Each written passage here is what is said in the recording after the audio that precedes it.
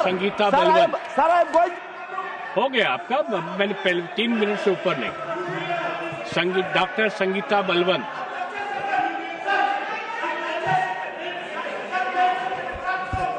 आधा मिनट में बोलिए और विषय पे आधा मिनट। माननीय उपसभापति महोदय, आपने मुझे वंदे मातरम चर्चा पर बोलने का अवसर दिया, इसके लिए धन्यवाद।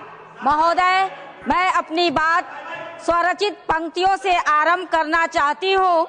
मातृभूमि को शीश झुकाकर, मातृभूमि को शीश झुकाकर निस्दिन बंदन हो जननी का।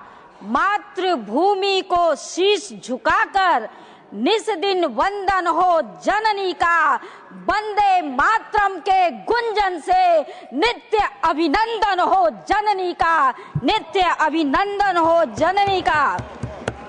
महोदय, वंदे मातरम ये 2 शब्द कभी ब्रिटिश साम्राज्य के कोड़ों को रोक देते थे और ये 2 शब्द सामान्य मनुष्यों को शहीद बना देते थे।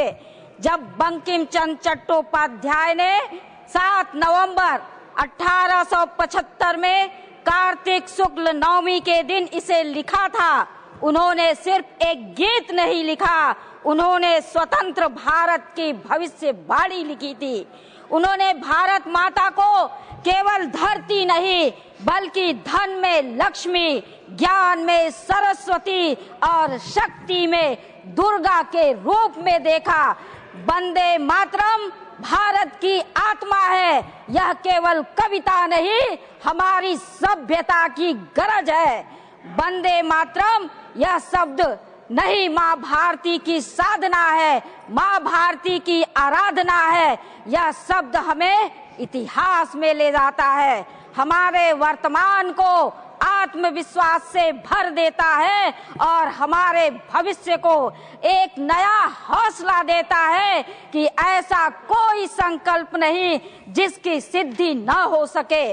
बंकिम चंद्र चट्टोपाध्याय जी का आनंद मठ मात्र एक उपन्यास नहीं बल्कि एक ऐसा मंत्र है जिसने सबको देशभक्ति के भाव में डुबो दिया। वंदे मातरम से ऐसी ज्वाला निकली जिसने लाखों भारतीयों को अंग्रेजों के खिलाफ लड़ने की प्रेरणा दी। आजादी के आंदोलन में जब भी इस गीत का नारा लगाया जाता था, स्वतंत्रता सेनानियों के मन में एक नई ऊर्जा, नया साहस भर जाता था। 1896 में रविन्द्रनाथ टैगोर जी ने वंदे मातरम को धुन में पिरोया, इसे गाया, इसे वाणी और अमरता प्राप्त हुई। यह गीत भाषा और क्षेत्र की सीमाओं से आगे बढ़कर पूरे देश में गूंज उठा। तमिलनाडु में सुब्रमण्यम भारती जी ने इसका तमिल अनुवाद किया और पंजाब में क्रांतिकारियों ने इसे गाते हुए ब्रिटिश साम्राज्यवाद को खुली चुनौती दी।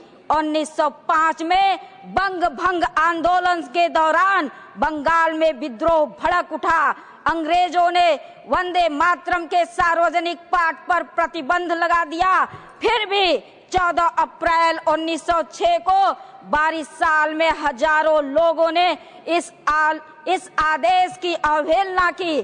जब पुलिस ने शांतिपूर्ण सभा पर लाठी चार्ज किया तो क्या पुरुष क्या महिलाएं सभी सड़कों पर वंदे मातरम का नारा लगाते हुए लहूलुहान हो गए। वहां से वंदे मातरम का मंत्र गदर पार्टी के क्रांतिकारियों के साथ कैलिफोर्निया पहुंच गया। यह आजाद हिंद फौज में भी गूंजा जब नेताजी सुभाष चंद्र बोस के सैनिक सिंगापुर से मार्च कर रहे थे। इस तरह यह 1946 में रॉयल इंडियन नेवी की क्रांति में भी गूंजा और जब भारतीय नाविकों ने ब्रिटिश युद्धपोतों पर तिरंगा फहराया, खुदीराम बोस से लेके अशफाक उल्लाह खां तक, चंद्रशेखर आजाद से लेकर त्रिपुर कुमारन तक एक ही नारा था, वंदे मातरम। महोदय, 26 अक्टूबर को मन की बात कार्यक्रम में मोदी जी ने इसके लिए एक आह्वान किया। 2 पंक्तियां कहकर मैं अपनी वाणी को विराम देती हूँ। स्वरचित पंक्तियां हैं। जब वंदे मातरम निकलता है वीणा की तान से, मन गर्वित हो जाता है राष्ट्रीय गीत के गान से। झूल जाते थे फांसी पर वंदे मातरम बोलकर, गदगद थे शहीद अपने इनकलाबी शान से, गदगद थे शहीद अपने इनकलाबी शान से। मन गर्वित हो जाता है राष्ट्रीय गीत के गान से। बहुत बहुत धन्यवाद।